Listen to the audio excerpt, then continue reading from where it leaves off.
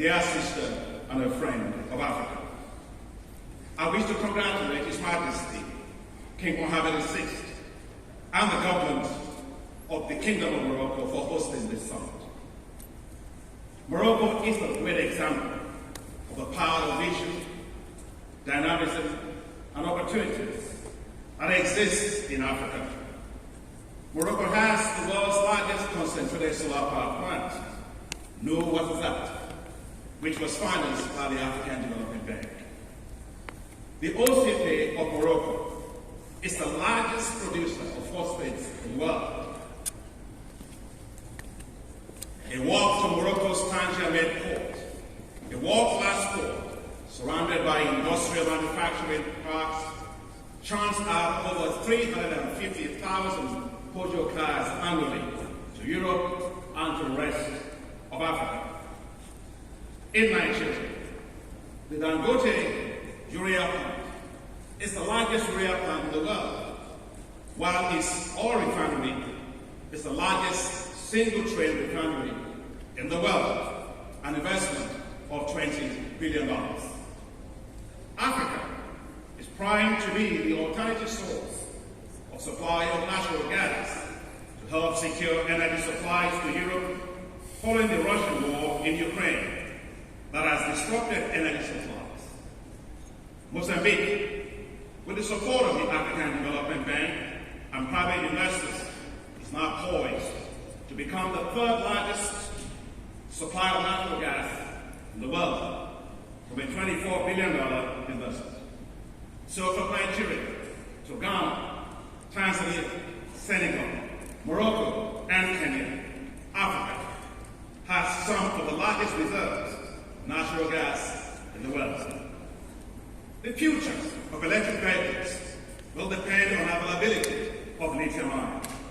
Africa has some of the largest lithium deposits in the world, from Democratic Republic of Congo to Namibia, Zimbabwe, Mali, enough to make Africa competitive with China and Chile in the race for supplying global value chains for electric cars.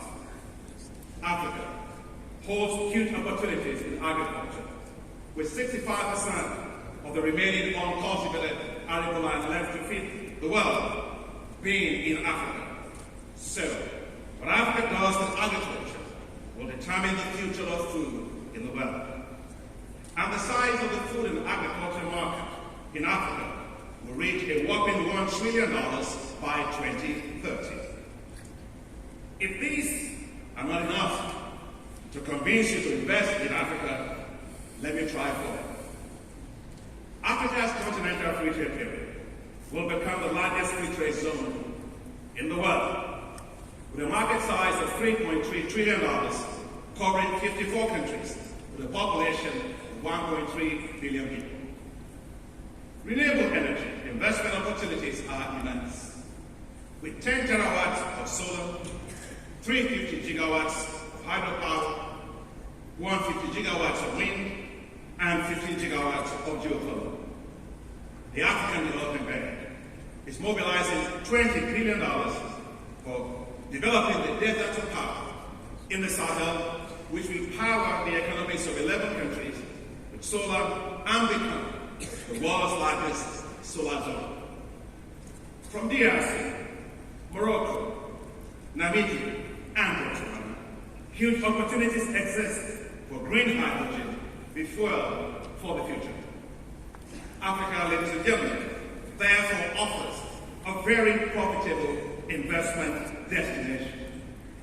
Savvy investors know if you're not investing in Africa, you are really missing out on the world's leading investment opportunities frontier. And investors are paying attention, a lot of attention to Africa. The number of private equity funds in Africa grew from only 12 in 1997 to 150 by 2020. I am very positive about Africa's investment opportunities, and so should you. In 2020, a survey conducted by the African Private Equity and Venture Capital Association found that about 45% of limited partners expect returns in Africa to outperform those in emerging markets and developed markets. Over the next 10 years, 60% of limited partners indicated that they plan to increase allocations to Africa in the next 3 years. I really believe that this is the time for U.S. investors to rapidly move and invest massively in Africa. There's always a force mover advantage, and opportunities wait for no one. The U.S. foreign direct investment in Africa in 2020 was $47.5 billion.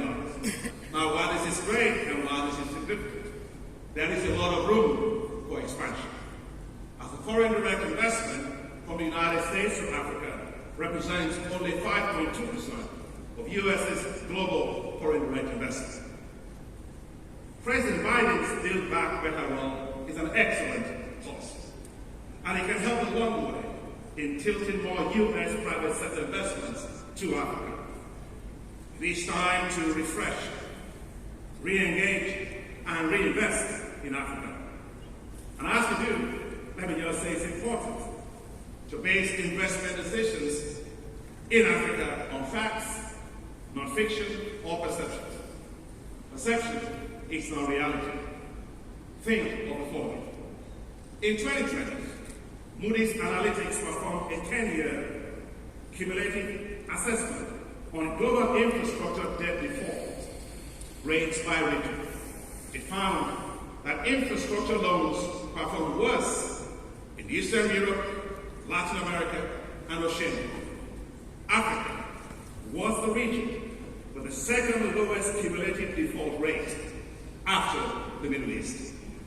Proof, again, that infrastructure as an asset class in Africa is solid, secure, and profitable. And that's why the African Development Bank invested over $44 billion in infrastructure in Africa in the last 6 years, from energy, transport, digital infrastructure, water, and sanitation. And we are the largest investor in infrastructure in Africa among all multilateral financial institutions. That is also why Africa 50, that I have the honor of chairing this board, is investing in commercially viable infrastructure, which has demonstrated that pension funds and sovereign wealth funds can profitably invest in infrastructure in Africa. Africa 50 has established the Infrastructure Acceleration Fund, a private equity fund, to raise